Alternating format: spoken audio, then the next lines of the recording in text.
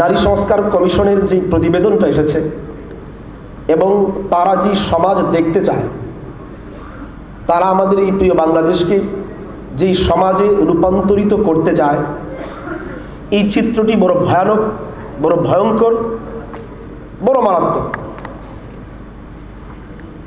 আমাদের এই সংস্কার কমিশনের প্রতিবেদনে সবচেয়ে ভয়ানক কিছু শব্দ এবং কিছু প্রস্তাবনার একটি ঝলক আমি তুলে ধরতে চাই। আমরা জানি নারী জাতি যত পরিচয় থাকুক, সবচেয়ে বড় সম্মানের জায়গা নারীরা আমাদের মা। পৃথিবীতে যখন নারীদের কোনো ইজ্জত ছিল না, সম্মান ছিল না, তাদেরকে বাঁদী হিসেবে বিক্রি করা হতো, নারী জন্মটাকে অপরাধ মনে করা হতো। মেয়ে জন্ম হলে বাবা সমাজে মুখ দেখাতে পারত না। সেই সময় ইসলাম এসে যেই নারীদেরকে এই ঘোষণা দিয়েছে, নারী জন্ম নিলে সে সুসংবাদ, নারী তোমার কন্যা হলেও তোমার জন্য, এটা তোমার জন্য ইজ্জতের। নারী যদি তোমার বিবি হয়, এটাও তোমার জন্য ইজ্জতের।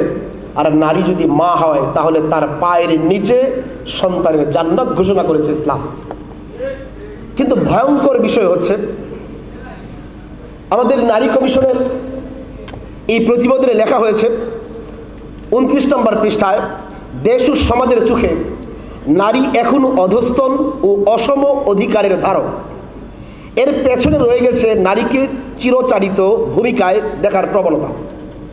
নারীর নানাবিধ অর্জন সত্ত্বেও নারী সর্বোপরি মা, স্ত্রী ও কন্যা। এর মানে নারীকে মা, স্ত্রী, কন্যা হিসেবে আমরা যে মর্যাদার আসনে রাখি, এটা নারীকে যথার্থ সম্মান নাকি করা হয় না। এই জন্য এই জায়গা থেকে তাদেরকে সরিয়ে দিতে হবে। আমাদের সমাজের বাস্তবতায় শালীনতা, ভদ্রতা এবং যে নীতি নৈতিকতা রয়েছে, সেই নীতি নৈতিকতা তুলে দেওয়ার জন্য 34 নম্বর পৃষ্ঠা এবং 35 নম্বর পৃষ্ঠায় লেখা হয়েছে, অনুচ্ছেদ 39(2) এর অনুচ্ছেদ থেকে শালীনতা, ওই নৈতিকতার বিষয়টি বাদ দিতে হবে। লেখা হয়েছে, গণিকাবৃত্তি, উপসম্প্রদায়, শালীনতা, নৈতিকতা শব্দসমূহের ব্যবহার পরিহার করতে হবে। মানে শালীনতা শব্দ ব্যবহার করা যাবে না এবং নৈতিকতা শব্দগুলো পরিহার করা লাগবে নারীদের বিষয়। শুধু তাই না, একদিকে যেমন শালীনতা, নৈতিকতাকে তুলে দেওয়ার আবেদন করা হয়েছে, নারীদেরকে মা, বোন, কন্যার দৃষ্টিতে দেখার প্রবণতাকে বাদ দেওয়ার আবেদন করা হয়েছে, তেমনি আরো ভয়ঙ্কর হল যে বিবাহের মাধ্যমে যে সুন্দর সমাজ এবং সুশৃঙ্খল একটি সম্প্রদায় গড়ে ওঠে, সেই বিবাহের সুন্দর সম্পর্ককে নষ্ট করার জন্য যতগুলো রসদ দরকার, এই প্রতিবেদনে পরিপূর্ণভাবে তা ঢুকানো হয়েছে। বিবাহ করতে যেন একজন পুরুষ আতঙ্কিত হয়ে যায়, ভীত হয়ে যায়, এর সব রসদ এই প্রতিবেদনে আছে। যেমন লেখা হয়েছে, বিয়ের আগে স্বচ্ছতা ও ন্যায় বিচার নিশ্চিত করতে বিয়ের আগে সম্পদের বাধ্যতামূলক প্রকাশ চালু করতে হবে। 42 নম্বর পৃষ্ঠায় লেখা হয়েছে। এর মানে একজন পুরুষ যদি বিয়ে করতে যায়, সে কত টাকার মালিক, তার স্থাবর অস্থাবর সমস্ত সম্পত্তি লিখিত আকারে প্রকাশ করতে হবে। 2 নম্বর আরও লেখা হয়েছে, যদি স্বামী কোনো চাকরি করে, তাহলে বাংলাদেশের আর্থসামাজিক প্রেক্ষাপটে সম্ভাব্যতা, মুদ্রাস্ফীতি মূল্যায়ন করে স্ত্রী ও সন্তানের ভরণ পোষণের অর্থ প্রদানের জন্য স্বয়ংক্রিয় বেতন কর্তন নিয়ম প্রবর্তন করা বা অর্থের পরিমাণ নির্ধারণ করার জন্য আইন সংশোধন করা। পৃষ্ঠা 40। এর মানে কোনো স্বামী যদি বিবাহ করে, তাহলে সে যদি কোনো চাকরি করে, সেই চাকরির বেতন থেকে স্বয়ংক্রিয়ভাবে স্ত্রীর ভরণ পোষণের টাকা কেটে নেওয়া হবে। লেখা হয়েছে, স্বামীর বেতন থেকে যেইভাবে কর্তন করা হবে। শুধু তাই না, আমরা ইতিপূর্বে আলোচনা শুনেছি যে স্ত্রী যদি কোনো কারণে স্বামীর উপরে বিরক্ত হয়ে যায়, তাহলে তার সাথে শারীরিক সম্পর্ক করলে আদালতে মামলাও করতে পারবে যে আমার স্বামী আমাকে বৈবাহিক ধর্ষণ করেছে। পৃষ্ঠা নাম্বার 39-এ এই প্রস্তাবনা দেওয়া হয়েছে। শুধু তাই নয়, যদি স্বামী এবং স্ত্রীর মাঝে বনিবনা না হয়, তালাক দিতে চায়, তাহলে লেখা হয়েছে, তালাক দিতে চাইলে স্বামীর যে সম্পদ আছে এর 50% সম্পদ স্ত্রীকে লিখে দিতে হবে। বুঝেন? একে তো হচ্ছে বিয়ের আগে সম্পদ বিবরণী প্রকাশ করা, বিয়ের পরেও স্ত্রী ইচ্ছে করলে স্বামীর নামে ধর্ষণের মামলা করতে পারবে। এবং স্বামীর উপার্জনের বেতন থেকে স্বয়ংক্রিয়ভাবে তাদেরকে স্ত্রীকে লিখে দেওয়া হবে, এবং যদি বিচ্ছেদ হয় তাহলে অর্ধেক সম্পদ স্ত্রীকে লিখে দিতে হবে। শুধু তাই না, যদি দেনমোহরের কোনো মামলা মহিলা আদালতে করে, লেখা হয়েছে 36 নম্বর পৃষ্ঠায় এই প্রতিবেদনের, কোনো মামলা করলে সেই মামলায় লড়তে গেলে 40% দেনমোহরের অংশ আগে আদালতে জমা দিতে হবে। এখন বলেন, এতগুলো শর্ত সারায়েত এবং কাঠিন্যতা মেনে নিশ্চিত পুরুষরা অনেকেই বিবাহ করতে আতঙ্কিত হবে যে বিয়ে করে কিলাম, আমার অর্ধেক সম্পদ লিখে দিতে হবে, কোনো কারণে স্ত্রী রাগ করে চলে গেলে তারা অর্ধেক সম্পদ লিখে দিতে হবে, আমার বেতন থেকে কাটা হবে। সেই সাথে যেখানে বিবাহকে কঠিন করা হয়েছে সেই সাথে কি লেখা হয়েছে, যৌন কর্মীদের শ্রমিক হিসেবে স্বীকৃতি ও স্বাস্থ্যসেবার ব্যবস্থা করা প্রয়োজন, পৃষ্ঠা 15। শুধু তাই না, লেখা হয়েছে যৌন পেশাকে অপরাধ হিসেবে চিহ্নিত না করা এবং শ্রম আইনে একে স্বীকৃতি দেওয়া, পৃষ্ঠা 37। একদিকে বিবাহকে কঠিন করে অপরদিকে বেশ্যাবৃত্তিকে স্বীকৃতি দেওয়ার নিকৃষ্ট প্রস্তাবনা এই সংস্কার কমিশনের প্রতিবেদনে দেওয়া হয়েছে।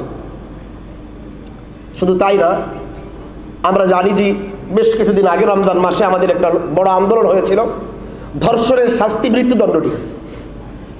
এর আগেই আমাদের দেশে ধর্ষণের শাস্তি মৃত্যুদণ্ড এটার আইন করা হয়েছে, কিন্তু এই সংস্কার কমিশনে যারা নারীর অধিকার নিয়ে কাজ করে তারা অনুচ্ছেদ 35(5) এই অনুচ্ছেদ সংশোধন করে মৃত্যুদণ্ড শব্দটি যুক্ত করে মৃত্যুদণ্ডের বিধান বিলুপ্ত করতে হবে, পৃষ্ঠা 34।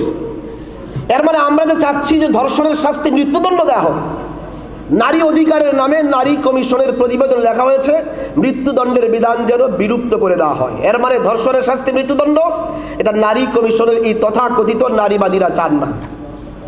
তাহলে আমরা কি বুঝতে পারলাম, এই নারী কমিশন কি চায়? এই প্রতিবেদন প্রমাণ করে আমাদের এই সমাজ রাষ্ট্র থেকে বিবাহের এই সুন্দর সামাজিক এই বন্ধনকে বিনষ্ট করে দিয়ে বেশ্যাবৃত্তির এক ঘৃণ্য বাংলাদেশ বানানোর অপচেষ্টার নীল নকশা এই প্রতিবেদনের পাতায় পাতায় প্রকাশ পেয়েছে। শুধু তাই নয়, একদিকে যেমন বিবাহ বিচ্ছেদের বিবাহ এই সামাজিক বন্ধন নষ্টের চেষ্টা করা হয়েছে, অপর দিক থেকে পাতায় পাতায় এলজিবিটিকে, লেসবিয়ান, গে, বাইসেক্সুয়াল এবং ট্রান্সজেন্ডার এই বিষয়গুলোকে পৃষ্ঠায় পৃষ্ঠায় তারা প্রতিষ্ঠিত করার অপচেষ্টা করেছে। যেমন 33 নম্বর পৃষ্ঠায় লেখা হয়েছে অনুচ্ছেদ 28(1) এ অনুচ্ছেদ সংশোধন করে লিঙ্গ পরিচয়, বয়স বা জন্মস্থানের কারণে কোনো নাগরিকের প্রতি রাষ্ট্র বৈষম্য প্রদর্শন করিবেন না লেখা। এর মানে এখানে লিঙ্গ পরিচয় লেখা হয়েছে, এই কারণে তাদের প্রতি কোনো বৈষম্য করা যাবে না। এর মানে কেউ যদি ট্রান্সজেন্ডার হয় তাহলে তার প্রতি কোনো বৈষম্য করা যাবে না। তো আমি যে অংশ বলে শেষ করতে যাচ্ছি, যে দেখেন একটা মজার জিনিস বলে আমি শেষ করছি, তারা তাদের দাবির মাঝে একটি এই বিষয়ে আরও আলোচনা হবে, আমাদের মূল প্রবন্ধে আসবে। আমি এর খানিক অংশ বলে শেষ করছি, সেটা হচ্ছে তারা একটি দাবি করেছে, খুব মজার দাবি। দাবিটা হচ্ছে দেশ ও সমাজের চোখে নারী এখনও অধস্তন, অসম অধিকারের লোক, এর পেছনে রয়ে গেছে নারীকে চিরচারিত না লিখেছে না সরি তারা লিখেছে নারী বিষয়ক সংস্কার কমিশন সর্বসম্মতিক্রমে অভিন্ন পারিবারিক আইন প্রণয়ন, যা অন্তর্বর্তীকালীন সরকারের মেয়াদ থেকে ঐচ্ছিকভাবে প্রযোজ্য হবে। একটু খেয়াল করেন, পৃষ্ঠা 10-এ লেখা হয়েছে। একই বক্তব্য 35 নম্বর পৃষ্ঠায় এসেছে, একটি অভিন্ন পারিবারিক আইন প্রবর্তন করা, যা বিবাহ বিচ্ছেদ, অবিবাহত্ব ও উত্তরাধিকার সংক্রান্ত সকল বিষয়ে ন্যায় বিচার ও সমতার ভিত্তিতে সর্বধর্মীয় সম্প্রদায়ের জন্য ঐচ্ছিকভাবে প্রযোজ্য হবে। আমি এই শব্দটা বারবার বলছি, ঐচ্ছিকভাবে প্রযোজ্য হবে। মানে তারা এমন একটা আইন চায়, হিন্দু, মুসলমান, বৌদ্ধ, খ্রিস্টান, আমাদের দেশে যত ধর্মাবলম্বী থাকুক সবার জন্য একটা অভিন্ন পারিবারিক আইন চায়, বিবাহের ক্ষেত্রে, তালাকের ক্ষেত্রে এবং তাদের ভরণ পোষণ সহ আরও নানাবিধ বিষয়ে পারিবারিক আইন চায় অভিন্ন, তবে সেটা ঐচ্ছিকভাবে তারা প্রয়োগ করতে চায়। আমরা বলতে চাই আচ্ছা আরেকটা একটু পরে লেখা হয়েছে, আরেকটা 42 নম্বর পৃষ্ঠায় এসেছে যে এই দেশের যারা নৃগোষ্ঠী আছে, উপজাতি, তাদের যদি কোনো পারিবারিক কোনো বিষয় আসে তাহলে রাষ্ট্রীয় যে আইন তাদের উপরে প্রয়োগ না করে তাদের উপজাতীয়দের নিজস্ব আইন তারা প্রয়োগ করতে পারবে। ভালো করে বুঝেন, যে দেশের 90% মানুষ মুসলমান, সেই মুসলমানদের ক্ষেত্রে বলা হচ্ছে তোমরা ধর্মীয় বিষয়ে তোমাদের ধর্ম দিয়ে তোমাদের পারিবারিক আইন প্রয়োগ করা যাবে না, কিন্তু এই দেশের উপজাতিরা তাদের নিজস্ব আইন তাদের উপরে প্রয়োগ করতে পারবে। আমাদের দাবি হলো, যদি ঐচ্ছিকভাবে এই দেশের পারিবারিক অভিন্ন আইন করা যায়, আমরা বলতে চাই তাহলে ঐচ্ছিকভাবে রাষ্ট্রীয়ভাবে এই দেশে ইসলামী শরিয়া আইন বাস্তবায়ন করতে হবে। আমাদের দাবি পরিষ্কার, আপনারা করেন শরিয়া আদালত। যারা পারিবারিক কোনো সমস্যার কারণে শরিয়া আদালত থেকে সমস্যার সমাধান চায়, আপনি তাদেরকে কেন জোরপূর্বক এই দেশের প্রচলিত আইনে বিচারের জন্য তাদেরকে বাধ্য করবেন? কেউ যদি চায় যে আমার যে সমস্যা হয়েছে আমি এর সমাধানটা শরিয়া আদালতে শরিয়া অনুযায়ী চাই, আপনি আইন করে কেন তাকে আপনার নিজস্ব বানানো আইনে মানার জন্য তাকে বাধ্য করছেন? এই জন্য আমাদের আজকের এই সেমিনার থেকে আমাদের পরিষ্কার দাবি, অবিলম্বে এই দেশে শরিয়া আদালত বাস্তবায়ন করা হোক।